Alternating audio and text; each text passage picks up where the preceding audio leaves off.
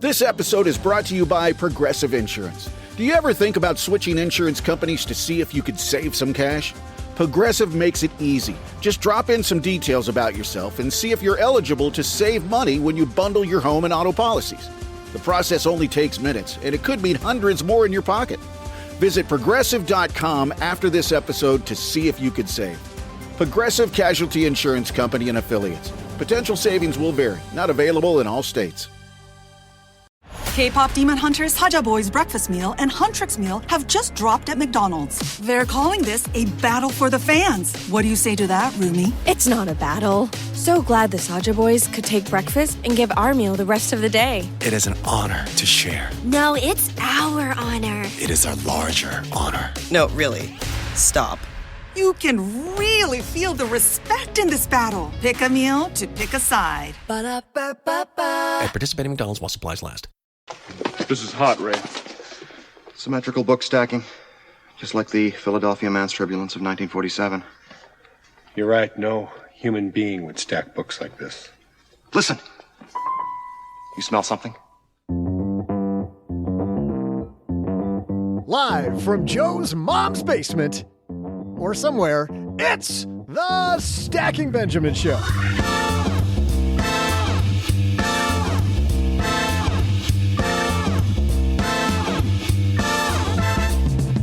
I'm Joe's mom's neighbor, Doug, and if you've got 20 minutes, you're going to have a better financial life next year. Why? Because today, to help you with 20-minute tasks to improve your finances this year, we welcome the hilarious hosts of Two Bulls in a China Shop, Kyle Hedman and Dan Leeson. We also welcome our writer, who's kind of like the bull and the China Shop of her own financial life, Paulette Perhach. Then we welcome the man who takes 20 minutes to make his coffee because, he's retired now. From LenPenzo.com, it's Mr. Raging Bull himself, Robert De Niro. I'm just kidding, it's only Len Penzo. They'll all be going head-to-head in my trivia. And now, a guy who's like the China shopkeeper ready to help you sweep away any financial messes, it's Joe Saul-Sehy.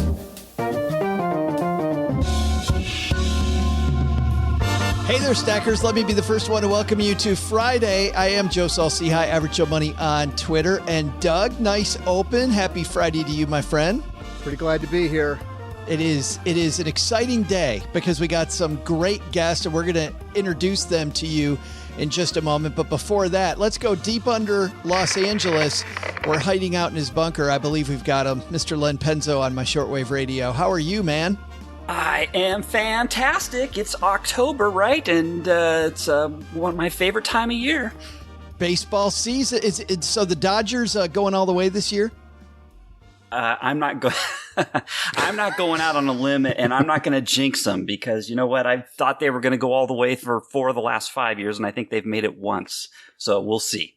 But you know what? This is the year, Len. And by the way, we were talking about best hot dogs. I think the Dodger dog might be one of the best hot dogs I've had at a stadium. That's a damn good hot dog. I agree with you. Yeah, it's good. I've been to a lot of stadiums too, and I think it's right up there.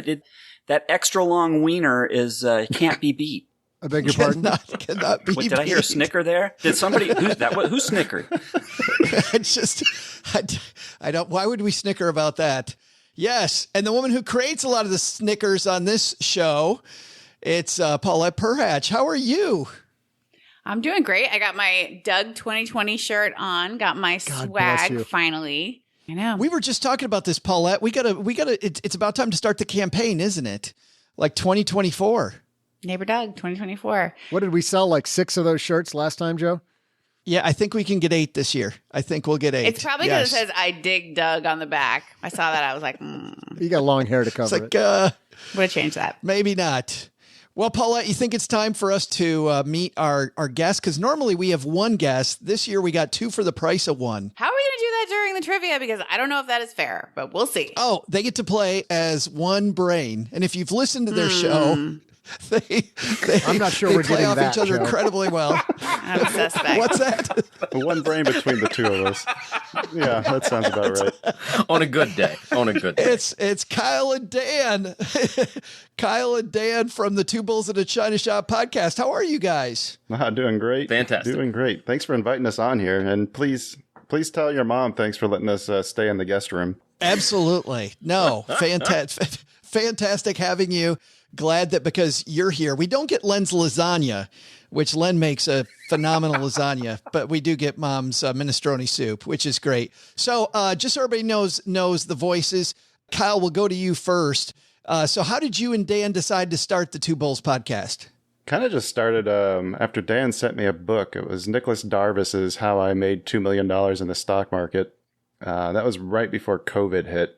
And so we were spending probably hours every day on the phone talking about stocks that we liked, the new things that we were learning, we're just going down this really fun rabbit hole of learning everything we could about investing and active trading. And from there, it just kind of turned into maybe we should just record this and kind of document it as a cautionary tale for everybody else who wants to follow along. So, Dan, how long have you been regretting deciding to turn it into a podcast? Maybe after the first month when I realized how much editing I was in for and how much extra work recording a podcast was compared to just a phone call. It is so much more, isn't it? Yeah. It is so much more. Like you'd never believe how much goes on behind the scenes. But you guys have all kinds of great guests. Talk a little bit, Dan, about the show and what you guys do. Yeah, well, like Kyle said, we started out just trying to document our journey, but as the show grew, we started to get guests from like healthcare, small cap healthcare CEOs to financial advisors and investment planners, just like this wide spectrum of people showing up and talking to us. So it began to kind of blossom into all things finance. And Kyle and I got this inside track into talking with people that without the show, I would never have the opportunity to talk to these people. Like, I'm still amazed. Like, wait, this person wants to come talk to us? Like, seriously? I'm just some guy in a house somewhere with a microphone. Like, what? How did this happen? We're saying that 10 years later, Dan. We're saying that 10 years in. They want to talk to who? Yeah, about what? Right. Well, I'm so glad you guys are here with us. We got Dan here. We got Kyle here. We got Len. We got Paulette. We got Mom's neighbor, Doug. But before all that, I had a breakfast mentoring meeting yesterday with a young woman who was just amazing. She is graduating from college with a degree in wealth management, and she reached out hoping for some pointers. And listen, if somebody's in Texarkana and wants to go into this beautiful field of personal finance and helping people get their money together, that is incredible. But even more incredible is how she reached out, how she was trying to network. And I was having a discussion that finding the right person and avoiding the wrong person for a role, that's what can make or break an organization. And we just don't see that many qualified people. So how do you find them? Well, Indeed sponsored jobs is a boost whenever you need to find quality talent. If you're hiring, Indeed is all you need. You can stop struggling to get your job post even seen on other sites. You'll match with quality candidates with Indeed's sponsored jobs. Get matched with and hire quality candidates who can drive the results you need. Reach candidates who meet your specific criteria like skills, certifications, or location. It drives me crazy when I'm matched with all kinds of people who aren't a fit. I don't have that kind of time. People are finding quality hires on Indeed right now. In the minute I've been talking to you, companies like yours made 27 hires on Indeed, according to Indeed data worldwide. Sponsored jobs posted directly on Indeed are 95% more likely to report a hire than non-sponsored jobs. Spend less time searching and more time actually interviewing candidates who check all the boxes. Less stress, less time, more results. When you need the right person to cut through the chaos, this is a job for Indeed sponsored job. And here's what's cool, stackers. You're going to get $75 in sponsored job credit to help get your job the premium status it deserves at Indeed.com/podcast. Just go to Indeed.com/podcast right now and support Stacking Benjamins by saying you heard about Indeed right here at Stacking Benjamins. Indeed.com/podcast. Terms and conditions apply. Hiring, do it the right way. with Indeed. In business, there is no room for guesswork. Every shipment matters. Every deadline counts. And when you're trying to keep operations running smoothly, the last thing you need is uncertainty. That's why reliability is at the core of USPS Ground Advantage. From the moment your package is first scanned in, it moves through a secure nationwide network, aiding in a timely and accurate delivery. You get near real-time tracking so you can keep up with your shipments. And with affordable upfront pricing, there are no hidden fees or surprise surcharges to throw off your cost sheets. It all adds up to predictable deliveries you can depend on, because knowing your logistics are handled lets you focus on everything else, your customers, your team, and the future you're building. Visit USPS.com/Ground Advantage to start shipping with confidence. USPS Ground Advantage. We mean business. Let's get this party started.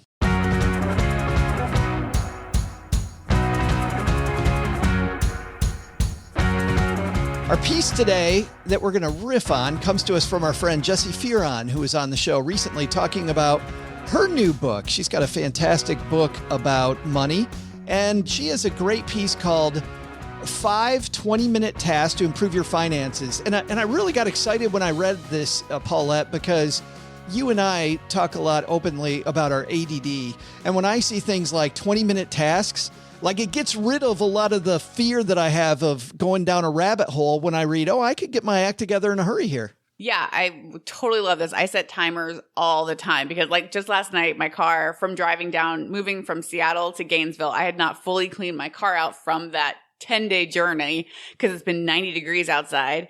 And so last night it just became unbearable. And I literally set a timer for 20 minutes. It's funny though, it was the same number. And I pretty much cleaned it out in 20 minutes.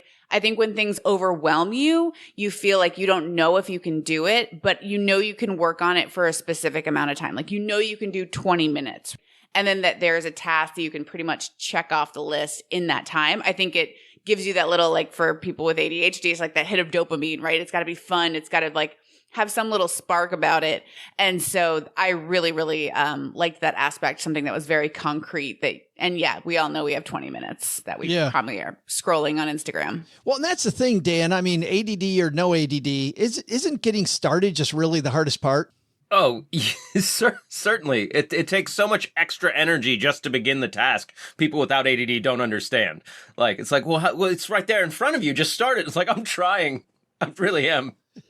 But next to it is a butterfly. Look at that. Right. But even if you don't have ADD, like just getting the hardest part of working out, OG on our show says all the time, is putting your shoes on, right? And actually going out to start working out. And once you start the workout, you're like, oh, this isn't half as hard as I thought it was. Yes, certainly. Once you dive in and that focus kicks in, you get to the end of the task. No problem. I found, in my experience anyway. Yeah, absolutely. Let's dive into this list. We're going to start here where the list starts at number 1. Len, she starts with this idea, set up sinking funds. There's a number of people out there that are like, okay, what the hell's a sinking fund? So Len, you want to be our explainer guy? Sure. It's basically funds that you allocate. Picture them as envelopes if you're using a cash method of trying to set things aside for various payments or what have you. These are funds that you keep in reserve for things that you want to do in the future, more fun things like Sheila's Christmas sinking fund, something for your vacations, things if you have kids and that have their sporting events, which we know can be very expensive. You'd have separate funds for that. So that's one way to do it. You set up all these different accounts. Now, when I was reading this, I was like, I'm not a big fan of sinking funds, if I can be so bold to say that. I don't see why you can't just use a spreadsheet and keep track of it that way. Minimize your accounts, minimize your different funds, and just put it on a spreadsheet. That way you don't have so many different funds out there, and you can keep track of all this stuff on a spreadsheet. Just to me, it seems much more simpler. Same idea. You got to create the friction. But why do we call it a sinking fund? I think that's such a negative sounding word, sinking. It totally is. Because you sink money into it? Is that why it's... I think that's why they do. Yeah, I think so. Who wants to be like, I'm sinking? Like, no, that sounds terrible.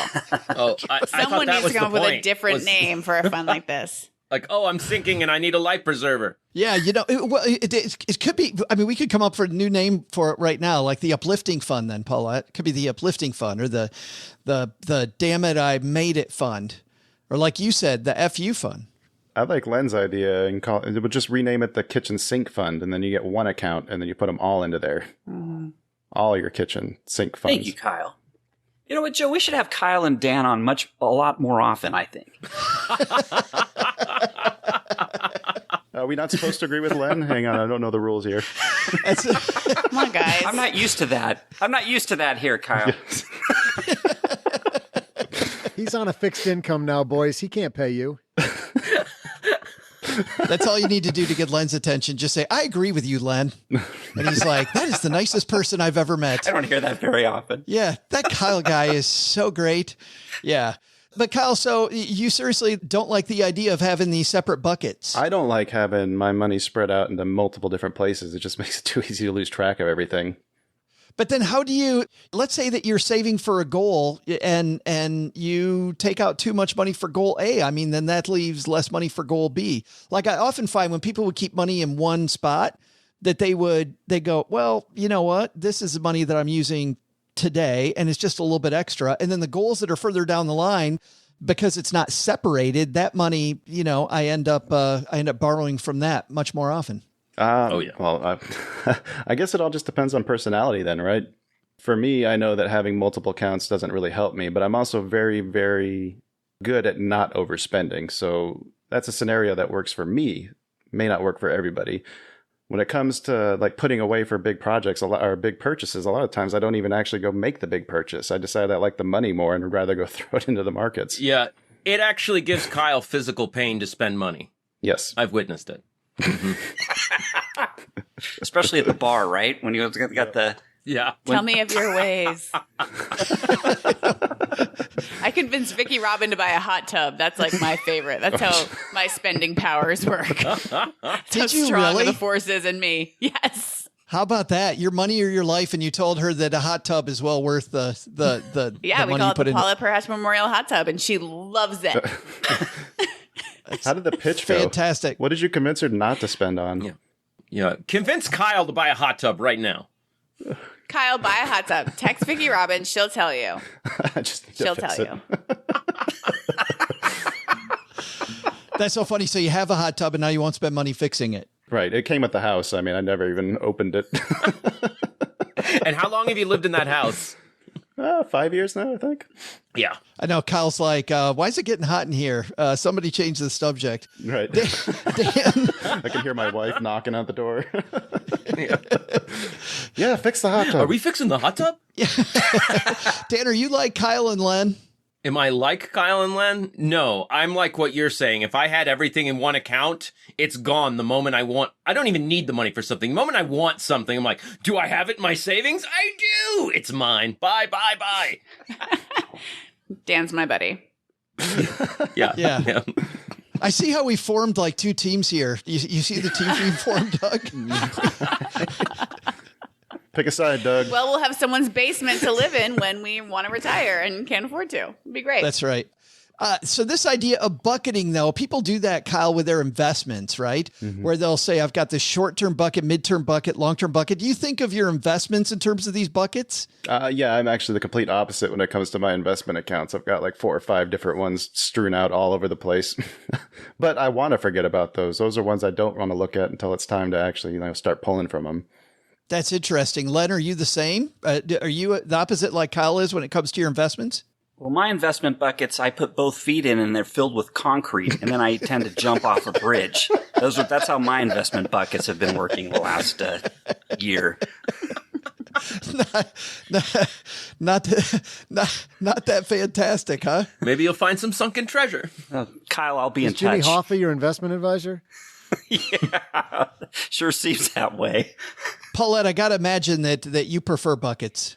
Yeah, I do YNAB, but like literally just yesterday, this is a bad day to be talking because yesterday I had a little bit of a shopping spree that was unplanned. So actually Brooke, who writes our 201, is also my budgeting coach. And she just suggested we do like separate accounts just for like so we know things that I need handled are handled. Yeah, I mean, I'm so ADHD. It's so bad. And I'm such a spender. It's a constant thing. I kind of meet you guys halfway, Kyle and Len. I use one account. I use an Ally account, but they have buckets inside the same account so that I can bucket off stuff, but I don't have to have 16 different accounts open, which is nice. But I can go in there and I can label it, this is our vacation fund. Like she said, this is our holiday fund. This is so I know that I got money available for these things when they come, and it's all in one account instead of multiple accounts.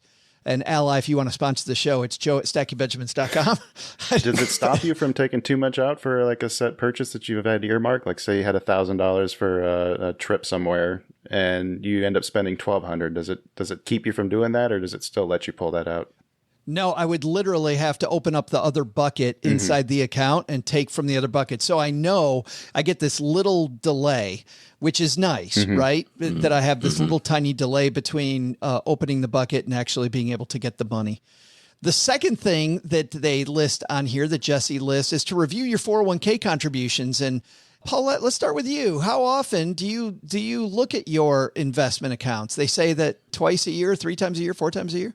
Yeah, I mean, I do Betterment and I send $100 a week and it just goes off. And I think that's part of the problem with people who have ADHD is like good investing and good money management is very boring, and we don't do boring, So, but I do have that very boring payment just going off once a week, and also doing like 200 on my credit cards a week. And so once that's done, hoping to put it all into Betterment. But yeah, I look at it and they email me about allocation changes, and I'm hoping to get like an actual human person to keep track of my finances and help me understand better my investments. Why is that? Just to have somebody to talk to about it? Yeah, I just find there's this thing called body doubling with ADHD where it's like someone's sitting with you as you do it, and that really helps. That's why I have like a personal trainer I use online, and just the things that are really important, I like to get someone to help and to make sure that I'm handling it. That's funny. My bookkeeper for the business said, here's what we're going to do from here on out. We're going to schedule an hour instead of half an hour a month. And we're going to take an hour and we're just going to do the books during that hour together, which is fabulous. It's fantastic. Then I know it's done. Don't got to worry about getting lost with, Dan talked about butterflies. Don't got to get lost, with something else that comes up. Kyle, when it comes to investing, you talked earlier about doing active investing. So if you're doing active investing, you're clearly not looking at this once a quarter or once every 6 months. Well, I mean, there's obviously you got your active investing fund or the amount that you have set aside to that. And that's not everything that I have put away, obviously, because that would just be stupid. At least until I can prove that I can do this, Gotcha. So most of your stuff is passive then? Most of your investment portfolio is passive? Okay. 100%, yes. And I think even people who are good at active investing, ultimately they end up turning into passive investors. So it's definitely something that worth learning about and pursuing, and no matter which end of the market you're trying to pull money out of. But the active piece, how often do you look at that? I mean, are you day trading with the active piece, or are you looking at once a week? Oh, yeah, actively. I'll do swing trades, which range from, like a couple weeks to a month. I'll do day trading on the futures, which are minutes a trade, where you're looking for a setup and you hit the buy button, you're out in like 5 minutes. Yeah. And then when it comes to like the passive investing stuff, those are things that just companies that I like, that I think are going to be around for the next, 15 years, that are in an industry that's going to grow. And that's where I'm parking my money. And I don't really care. I'm just buying whenever I have money for it. Buy more, buy more, buy more. Mm-hmm. Dan, how about you? It sounds like Kyle's got a sandbox account that he's actively trading, and then a long-term account. Are you the same? I do the exact same, only right now I've been doing options instead of futures, just because the monthly cost is cheaper. You crazy, Dan. I know. Absolute insanity. That's scary. And I do the exact same thing. I've got just 4 companies that I've picked in industries that I feel like these are growth industries. They're going to be bigger. Right now, it's a fire sale, doing dollar cost averaging. Just like in regular intervals, when I get money, I buy more no matter what the price is at. I like to call it dragon style. I'm a dragon hoarding gold. I don't care what the gold is worth in the town. Give me more. If the answer is, do you want more? It's yes. Give me more shares. Give me more shares. I like space. Electric vehicles, marijuana, fintech. I like those industries. I'm like, those are all going to be bigger in 10 years. So just, give me more of those. Give me more of those. So if you found like an astronaut who is high in space, that'd be the perfect investment. Yeah, I'd have their poster on my wall for sure. I'm like, they're doing it right. Could you imagine being high in zero gravity? Blow your mind. Dude. Oh, yeah, definitely. I can see the dude floating by the camera. Dude. Right. You ever gone to space on weed? If you're going to be trading options, do not be smoking weed. Day trading options, don't do it. Kids, you heard it here first. That's the most important thing. Most important thing people are going to hear today. Doug? I was just going to say that the roach clip commodity market in space would skyrocket because you got to hold on to those things. You cannot lose those things. They're just going to be floating around in the cabin. You got to hold on to your joint. Len, you're the engineer in the room. Can you imagine people engineering for, I don't even know how we got on this weed and space thing. Open space. Space toking. Space Maybe toking. Maybe I should ask you the real question, Len, which is, as a guy who just recently retired now, does that shift how often you look at your investments and review your contributions? Yeah, you know what I was going to say was I was totally passive, honest to goodness, up until about a year ago. I've told you the story about one particular stock, which I had $10,000 in, and it doubled. And now since then it's worth half of my original investment. So, wow. And since then, I'm very actively managing my individual stocks that I've picked now. You know, I was all brave and set it and forget it, and I can't do that anymore. So yes, I'm very active. Last up here on her list of things to do is to set up your emergency fund. And Paulette, let's start with you. You said you put money aside for betterment. Do you set money aside as an emergency fund as well? Yeah, I haven't been doing that I've been just having one and letting it, sit basically and doing everything else in investments. But I think putting aside a little bit, I think that's kind of your first step before investing. I don't know if you would agree, but kind of just something that is right there and liquid, and you can get it as soon as you need it, I think is really important. And you can always put more in it for sure, but after the amount that you might need this immediately, I think that everything else could go in investing for me, as long as it's a low risk, something like an index fund. Yeah. Dan, how about with you? Do you keep an emergency fund or everything go into the options market? Oh, yeah, no. Emergency would destroy me. Yeah, and no fund.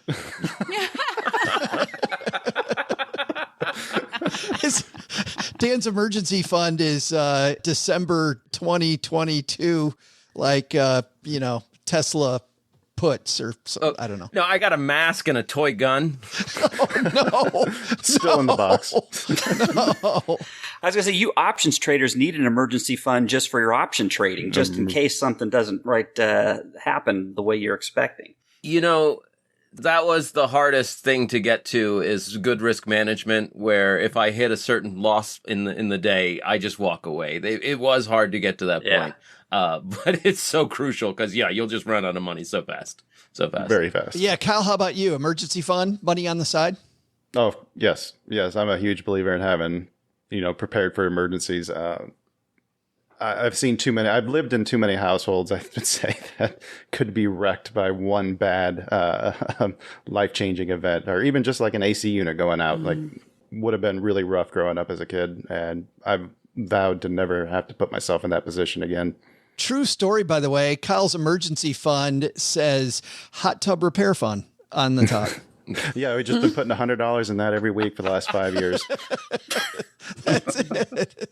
Just keep putting money in there. Someday it'll fix itself. Yeah. Len, how about you? Do you get esoteric with your emergency fund, or is it pretty straightforward?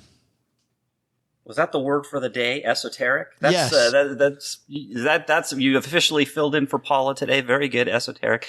Yeah, no, I do. When I was employed at the time, my emergency fund actually varied based on how secure I felt with my job, because, something could be very cyclical. So there were times when my emergency fund was as much as about a year's worth of expenses.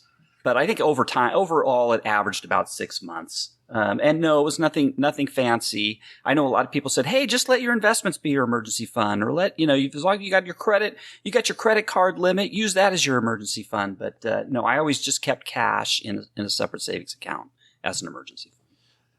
Coming up next, we've got 2 more on Jesse's list of 5 very quick things you can do to improve your finances. We talked about having different buckets for your money. We talked about reviewing your investments, setting up an emergency fund. 2 to go, and then we're going to ask our panelists for theirs that maybe didn't make Jesse's list. But before that, we have a year-long trivia competition that's happening.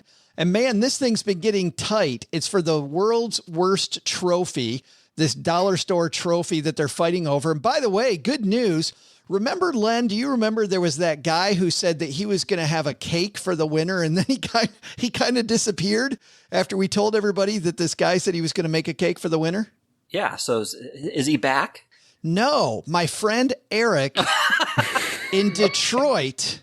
My friend Eric in Detroit said, I want to donate the cake. And he actually sent me a gift certificate to buy a cake. So the winner is going to get cake. Which, by the way, Dan and Kyle, I'm sorry, this has nothing to do with you. So unless you're able to partake in whoever the winner is, maybe take a little piece of their cake. But you saying we can't have your cake or eat it? Kyle's like, we're out of here at the midway point. This is even dumber than I thought. I hope it's not going to be a mac and cheese cake. Is it going to be a mac and cheese cake? Oh God, I hope not. No, please, no, please. But maybe, Paulette, if you win, you make half of it mac and cheese for Paula, and then you take the I don't know. I don't know how that would work. But this competition's between our 3 contributors, Paulette, Len, and Kyle and Dan. You guys are together going to be OG, which means there's some good news and bad news. Kyle, You want the good news or the bad news? Does that mean we're in last place? No, actually, the bad news is you have to go first because you're in first place. So you guys tied Paula 1 week. So you have 13.5 points. Len has 12, and Paulette has been on the show now 2 weeks, and she's won both times to narrow her score. Fuego. Kicking butt.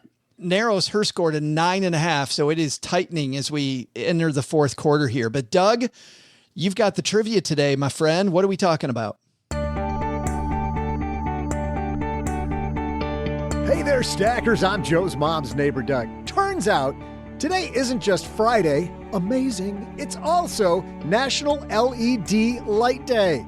Well, let's illuminate this holiday, shall we? LED is short for light-emitting diodes, which LED bulbs use to produce light. So, let's do this. I'm going to tell you the name of the inventor of the LED. That's Nick Holonyak Jr. And I'll also tell you the name of the company he was working for when he created it, General Electric. Duh. What I won't tell you is this. What year was the LED invented? I'll be back with the answer right after I go unscrew the light in the oven to save me 43 cents a year. I'm writing that one down. Remember that callback, Mr. Penzo? Yeah. Yeah, there goes my 6th one for Jesse's list. Crap. This was for people that have been around the show for a while. Past contributor Greg McFarland used to rip on this blogger, this popular blogger who talked about no names. Yeah, he would talk about unscrewing the light in the oven. And Greg would go on these rants about how you unscrew. It takes you so much time. You lose 43 cents as you're saving the money. All right. Dan and Kyle, you guys, you're kicking this thing off. LED, what year was it invented? Oh, man. Can we have a sidebar? Yeah, absolutely. Okay. Talk amongst yourselves. Kyle, I think it was a while ago. Yeah. I think like many, like decades. Are we trying to help the person we're filling in for, or are we trying to let somebody else win? Oh, right. Are we trying to look smart or get back on the show by making them look smart? Yeah. Oh, man, that's a tough one. Good questions. Good questions. But what about the answer? Do you have a clue? I want to say it was like the 50s. I think it's newer than that, but I was leaning more towards like 70s or 80s. Oh. Wow.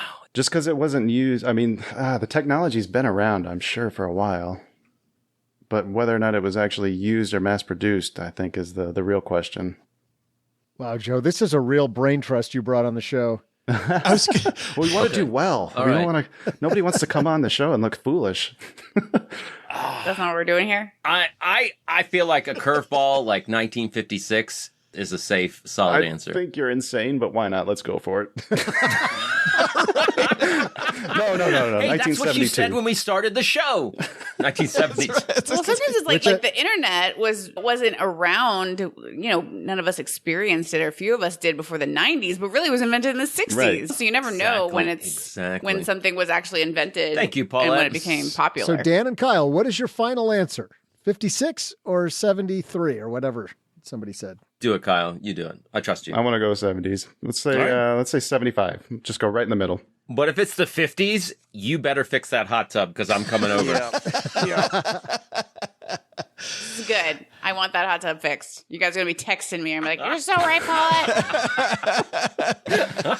70, what, Kyle, was the answer? 70? We'll just say 75, right in the middle of the 70s. 75. All right, Mr. Penzo, they took 1975. What are you thinking? I should know this because I'm an electrical engineer, but I really don't know. Hey, I'm an electrician too. Well, and you said 75? For some reason, I think the 50s is a little early for that. I'm just gonna pick.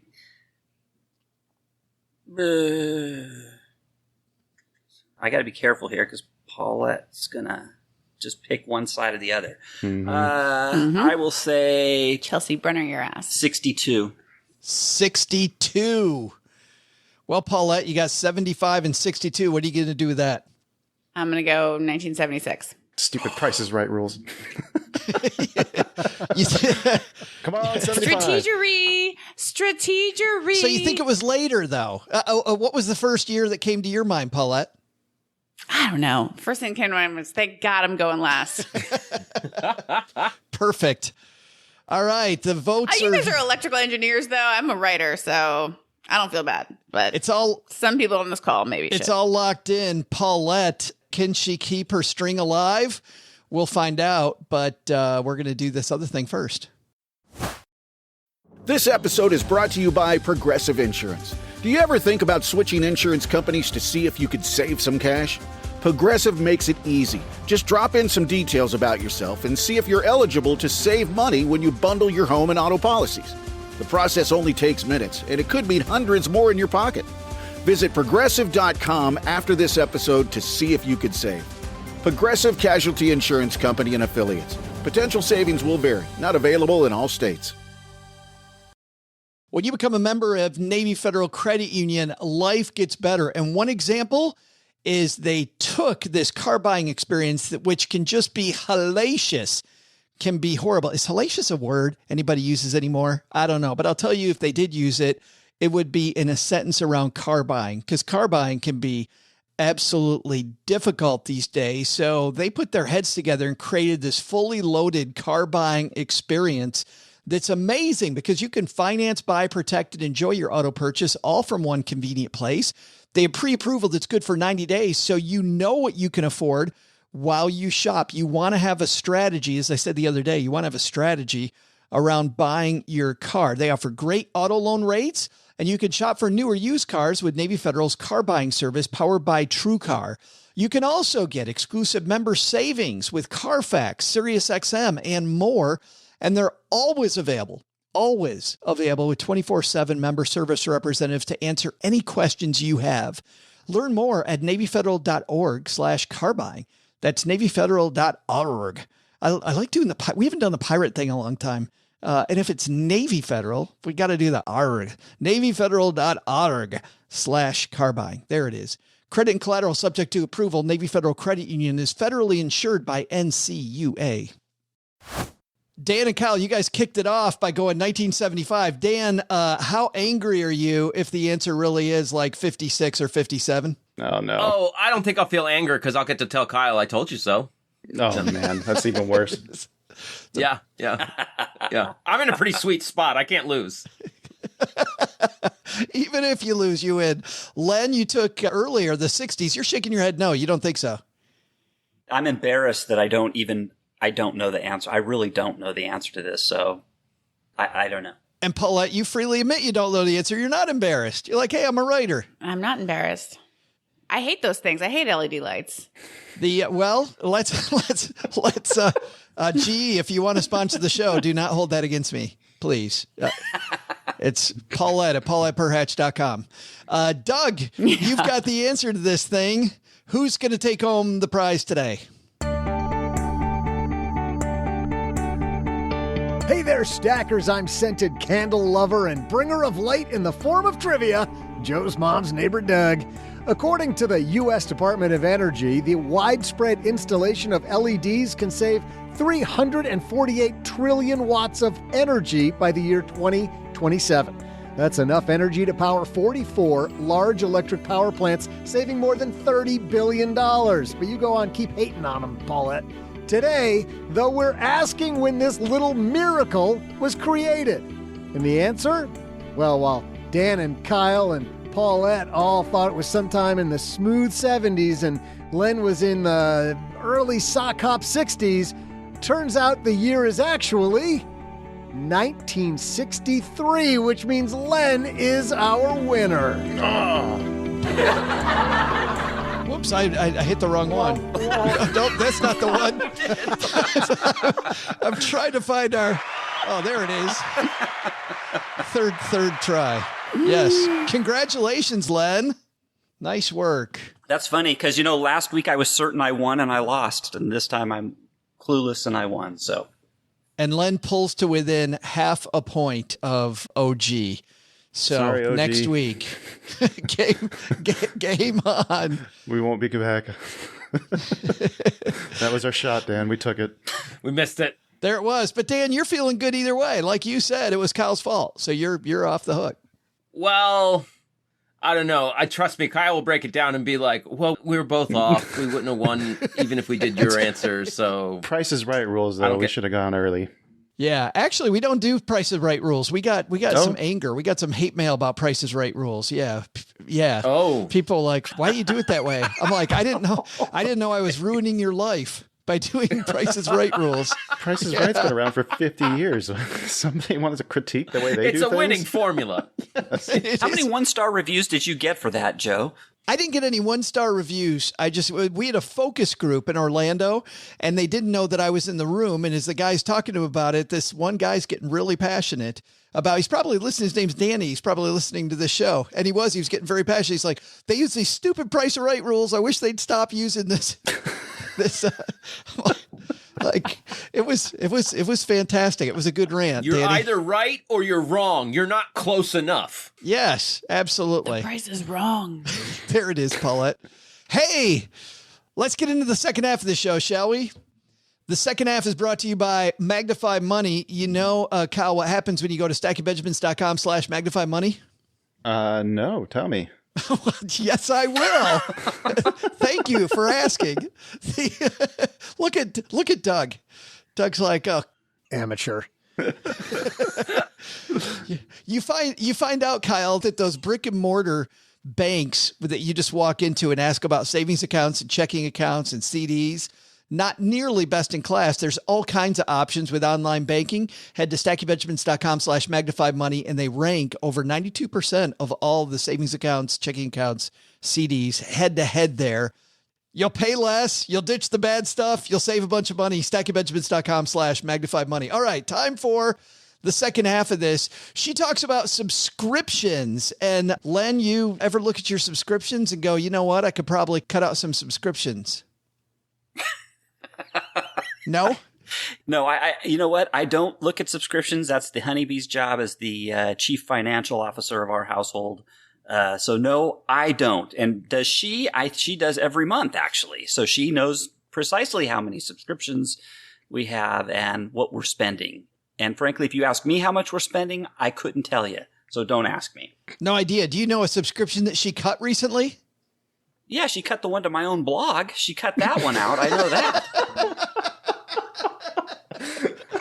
Well, the truth is she's never been reading it anyway, Len. I hate to tell you that. Well, that's what she told me. That's why she cut it out. I was on TV for 9 years at Channel 7 WXYZ in Detroit. Cheryl saw me 3 times in 9 years. I was on twice a week. Saw me 3 times. And twice it was only because we were going on vacation right after I left the studio, and the studio was on the way on vacation. If we hadn't been going on vacation, she would have seen me once, one time. Paulette, I was on America's Most Wanted a few times. Did you ever see me on that? I didn't know. Was this the outfit you were wearing? Yeah, you're on there. That's right. Paulette, subscriptions, you able to save some money by cutting? Yeah, I got a problem. Oh, you got a problem with subscriptions.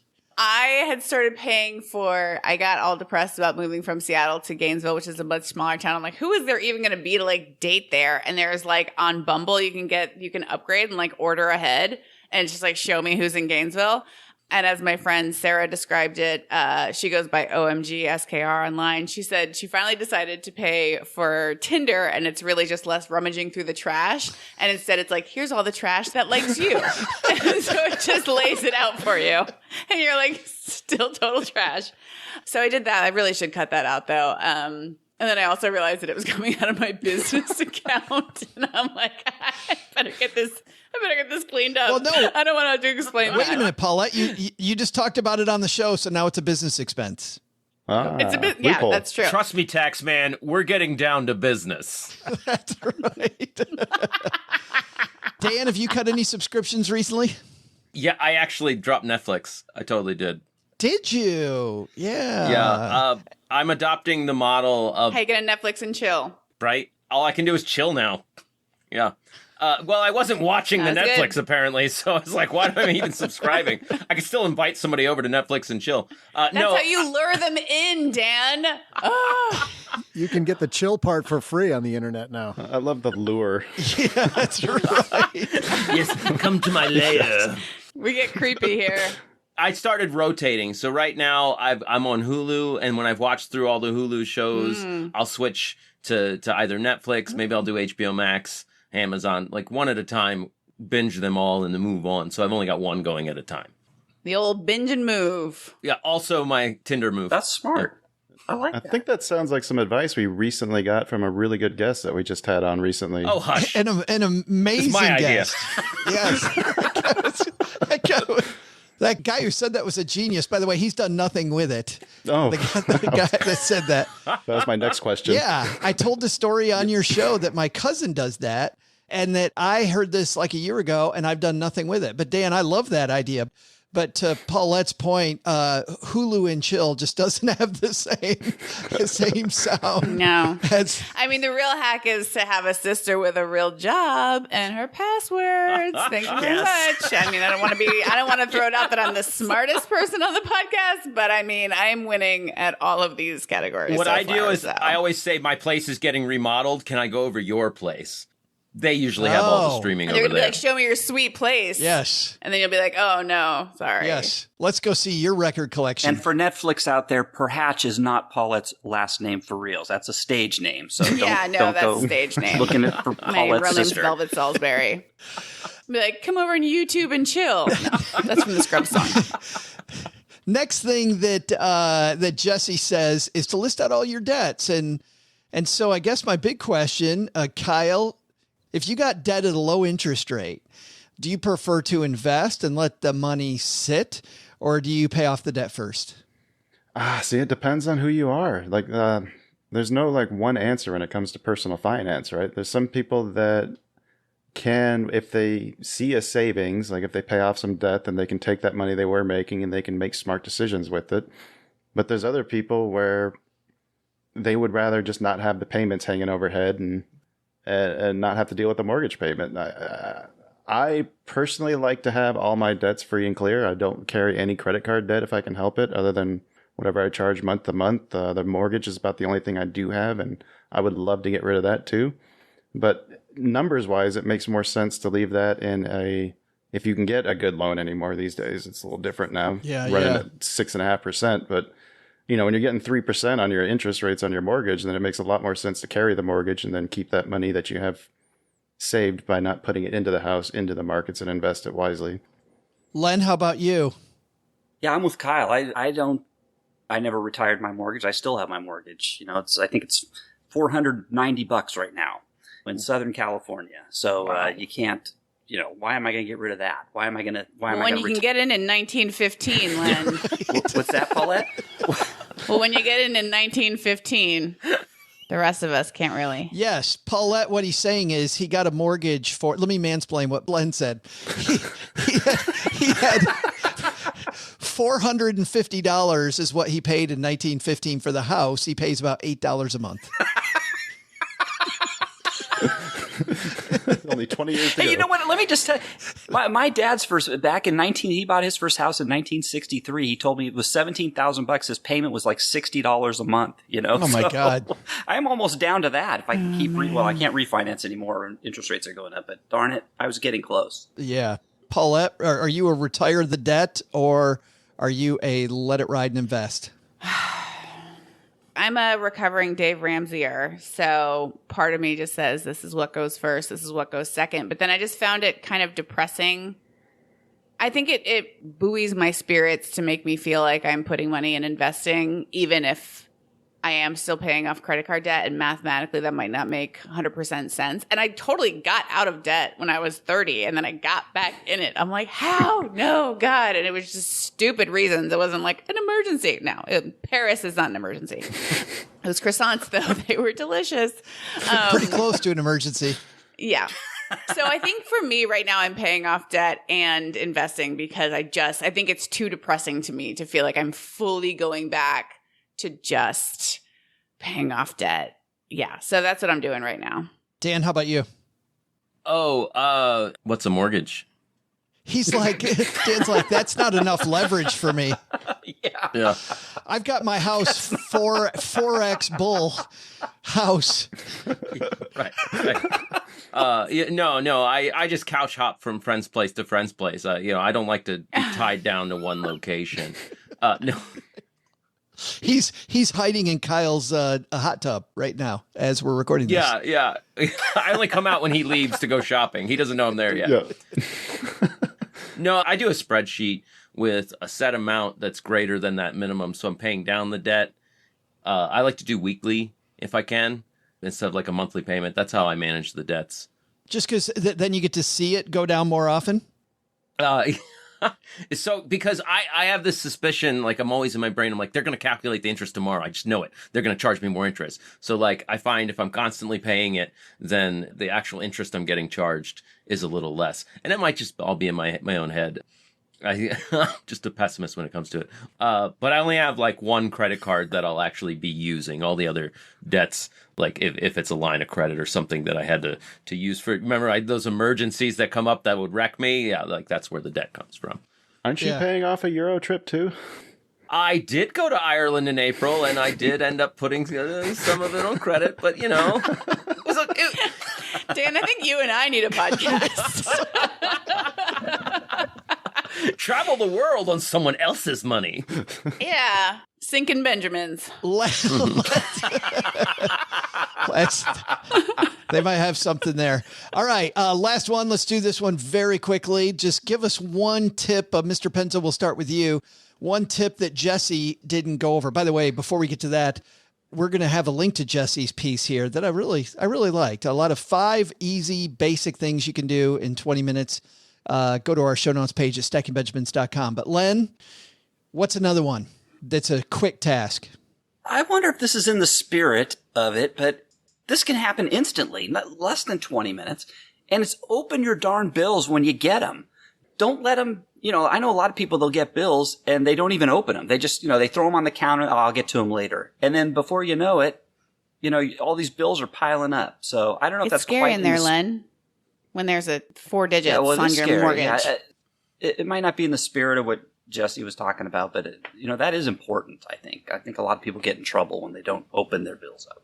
I think that is interesting though, Paulette. What you bring up is that, because this was tough when I was a financial planner, is that people would go, I'm afraid to look at this stuff. And every time though, we'd put things out on a spreadsheet so you could see it all in the open.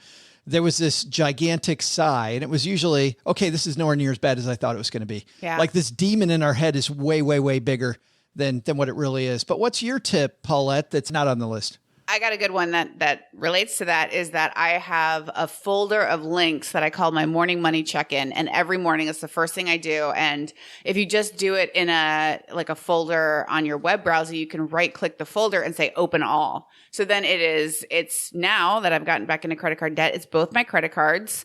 It is my QuickBooks for my business. I have a personal revenue tracker to see how much money or how many sales I've done that week. And then on my YNAB, you need a budget. So all of those open up and I do, I look at my bank accounts. Oh, also my bank's website and just get a little view. And I do it every single day. Cause Len, I'm totally like that where it's I don't want to look at this. And then suddenly, it's a week and a half later and I'm out with friends and I'm like, let me put down my debit card while everyone else is let me just check here real fast before we go through this checkout line, So that is a discipline that I have really started to do religiously. And that is just very comforting every day that I know exactly what's going on with my money. Takes 10 to 15 minutes every morning. I love that. In my book, I talk about doing it once a week, but it's the frequency. The more frequently you can have this little check-in meeting, the better off I think you're going to be because you always have the heartbeat. Before we have our guest go, Doug, you got one for us? We haven't called on Doug yet today. Got one that didn't make Jesse's list? No.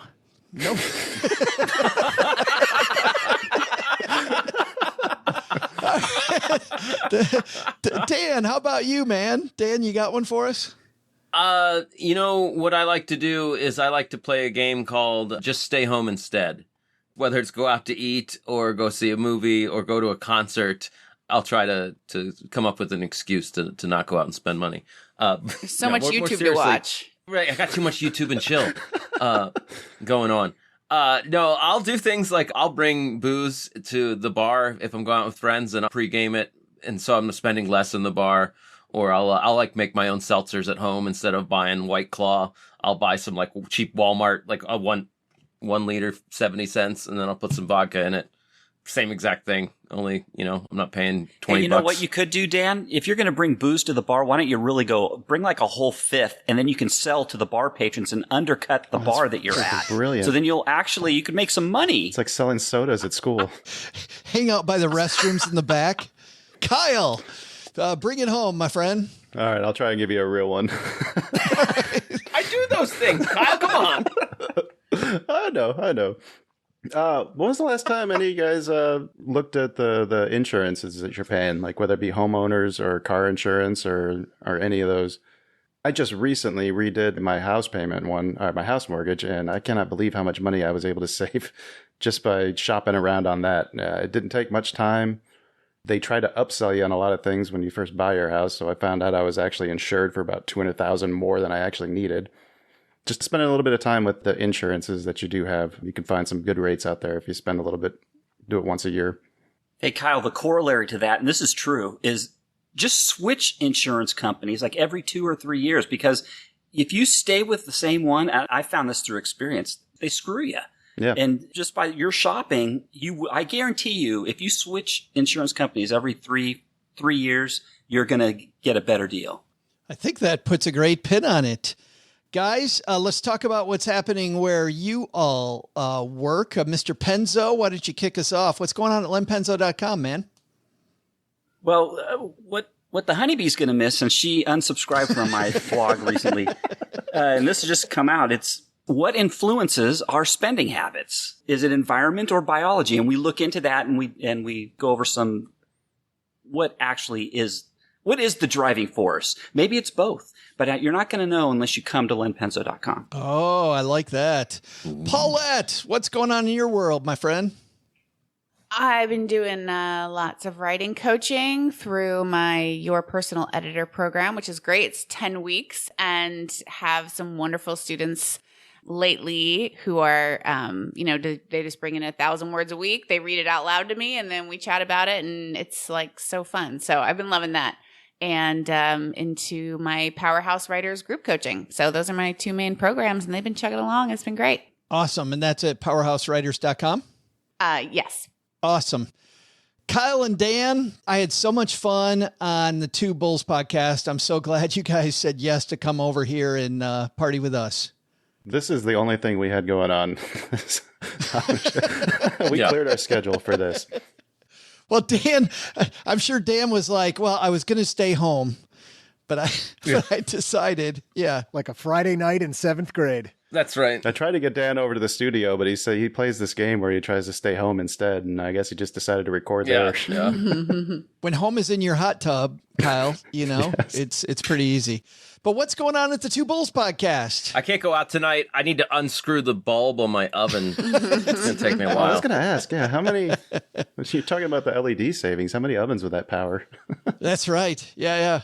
Kyle, what's going on at the Two Bulls podcast?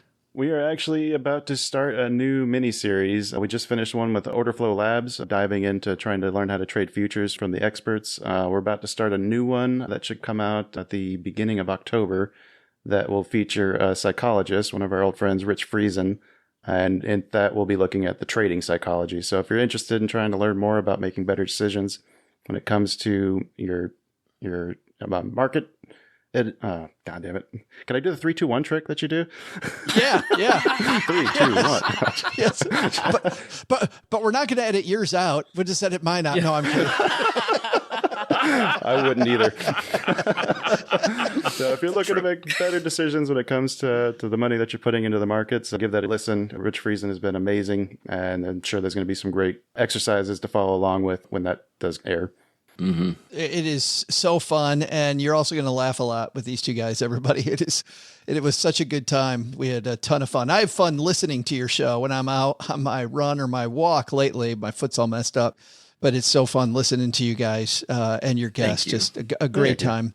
You guys also have a disclaimer that sounds very much like our disclaimer. Like, where did you guys come up with? Did you guys say two dorks? Do you guys say, don't listen to these dorks? I think it was two idiots on a podcast put out by a company called Financial Ineptitude.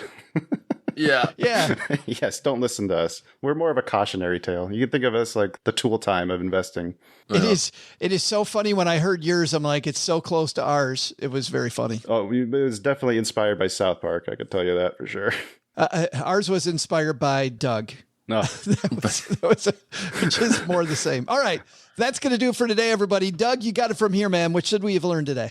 Well, Joe, first, setting up your finances doesn't have to be a long and complicated process. You can break it down to the amount of time it takes to drink a six-pack. What, is that just me? Second, having a hard time making sure you earmark funds to meet savings goals? Just say bucket. Seriously, I mean, who knew buckets weren't just for sitting next to your drunk uncle who passed out on the sofa anymore? But the big lesson? Okay, turns out a bull in a china shop is not a good thing. It's not good. I thought it'd be cool, but turns out it just makes this crazy mess.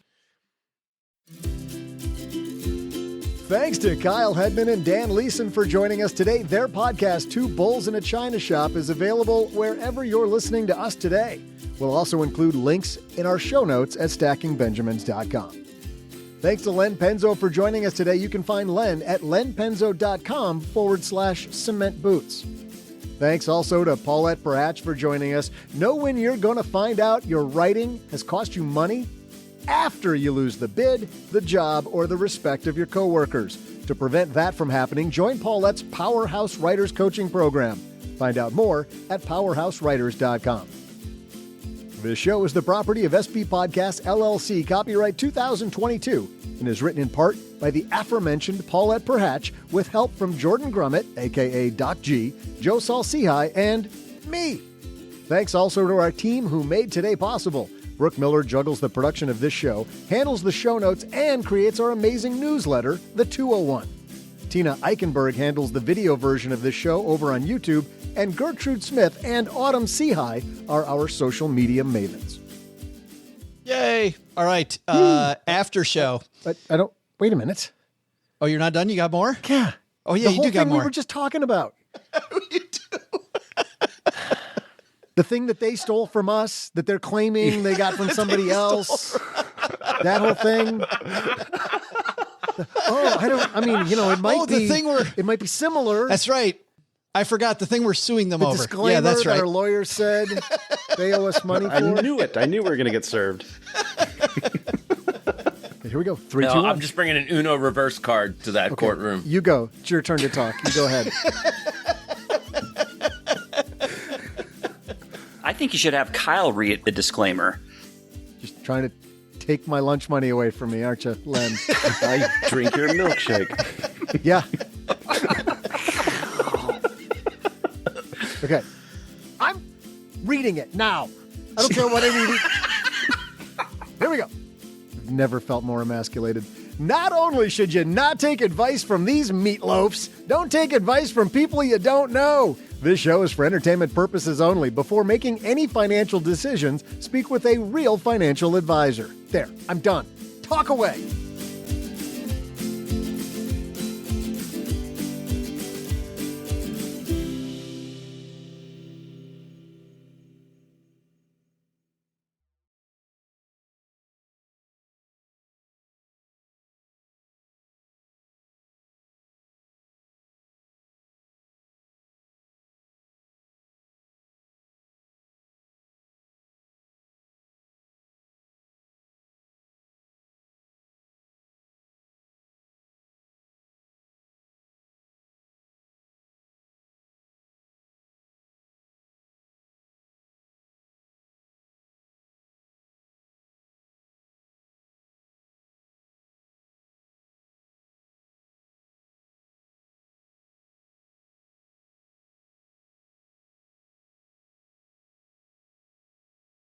Welcome to the after show. You know, Kyle, when you were talking about your hot tub, I was thinking that each of us probably has one thing like the hot tub around our house that you're like, oh, yeah, I got to get on that thing.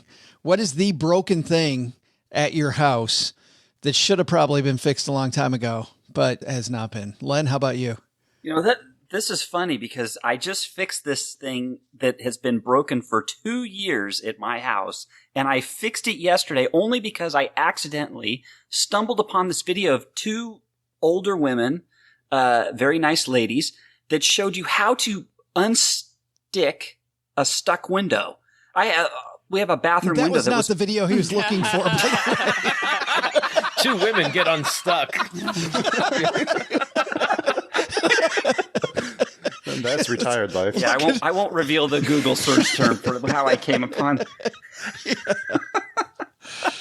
But yeah, so I did this yesterday. So and I don't know why I didn't think of this myself, but it involved a can of WD-40 and a pizza cutter. So take that. Which is also in the other video he was looking for. Yeah, that's for opening up the window. Oh, okay. It worked. What's the pizza cutter for? Is it pushing the... You'll find out. We'll talk after the after show. We'll talk after... No, you go around the...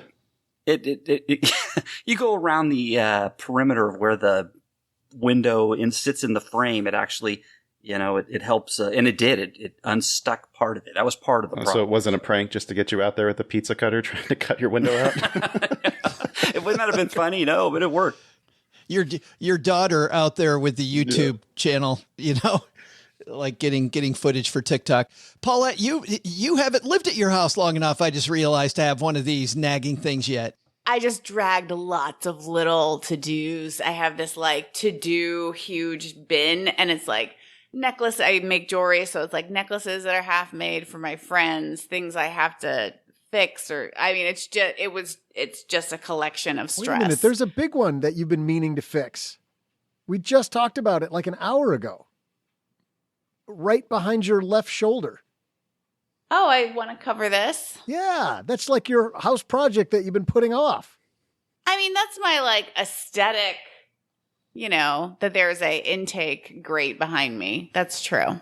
But you guys made fun of me for even caring today, so I thought I had just dropped it, but now you're just making me pick it up again. Just take the grate off and put a clown face behind there. I will and not. Just freak everybody out the next time we're on camera. See who notices. Sounds awful. Okay. They're going to notice a clown face. Or the next time somebody comes over, just say, hey, I think there's something in there. And then have them look in there and there's a clown face. Yeah, not good. Kyle, you've got the hot tub, but is there another one? Yeah, there's a few. My knee is one. Oh. I mean, it doesn't hurt that bad. That's a bad one. It's only Yeah. when I go upstairs. I mean, it's only a 4-story. That's right. Let's see what there's a bubble in the carpet I need to try to knock out that's been there for a while. My wife has been painting the house, and one of the rooms has super high ceilings, so we don't have a ladder that gets that high. That's only been that way for about 3 years. Yeah, there's a few. Bubble in the carpet. There was a European, one of those old commercials shows where they show like funny old commercials. And this was not PC at all. And this commercial was made and never ran. That the carpenters just get done carpeting this room and there's a big bubble and they're trying to get the bubble out. So they're all like stepping on it really hard and they're jumping on it and then they're taking stuff and putting it on it.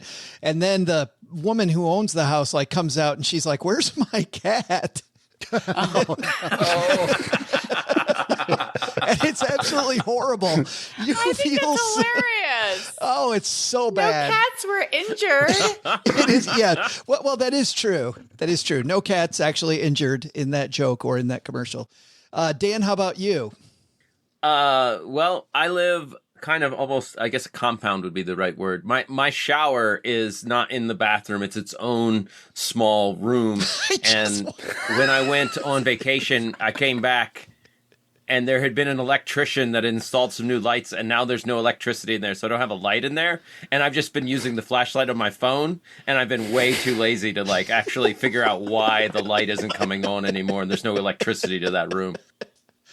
True story. I just want a reality show of Dan just walking around living life. When Dan said he was living in a compound, I thought he was going to say it's a community shower. It's a big old, Well, and my room has bars on it, and yeah, but that's to keep the other people out, not me in. Oh, yeah. okay. Yeah. The podcast is part of his early release program. That's right. Look, I got busted selling weed to some astronauts. It's a thing. Apparently, space law is different than Earth Outside law. a bar. Oh, that's great. Doug, you got any of those? Or since you retired, you've got it all taken Well, care it's of? funny you say that, Joe, because I was glad that I'm sitting here racking my brain. Like, I'm kind of on top of stuff. I've taken care of an awful lot of stuff, and this place is in pretty good shape. And then I remembered I have a whole other house that in order to get away from doing all the maintenance, I just moved away from and left it sitting there. Smart. There's so much at that house Clever. that needs to get taken care of. And I'm like, no, I can't see it. I can't hear it. Doesn't exist. That's why he stays northern Michigan, so he doesn't have to see it. That's how I used to end relationships. I was not good at breaking up, so I just move. Move away. Yeah. Oh my God. Highly recommend. Highly recommend. Wow. This is a great dating show between the Bumble, Tinder, and the Hulu and Chill. Yeah. All right, guys.